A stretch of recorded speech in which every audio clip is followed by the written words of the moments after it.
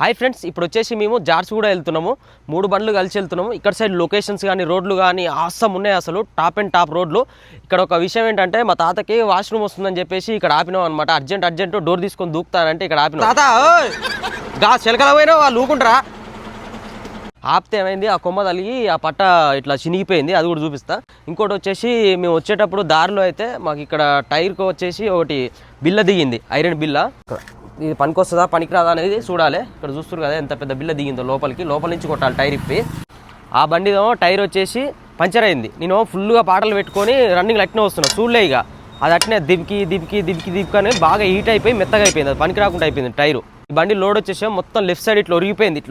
ఒరిగితే ఏం చేసినాం మేము ఇటు సైడ్ డౌన్ చేసి మళ్ళీ 3 బెల్ట్లు వేసి బిర్రిగా టైట్ చేసినాం. ఇటు సైడ్ లాగి పెట్టి చూస్తారు కదా ఎంత టైట్ ఉందో. ఇట్లా ఉందన్నమాట. ఈ జర్నీలో అయితే అంతా మాకు దరిద్రమే జరుగుతుంది. ఏందో ఏమో మా గాచారం అయితే ఏం బాగాలేదు. ఈ ట్రిప్లో అయితే ఇంకా చాలా దూరం మేము వెళ్ళిపోవాలి.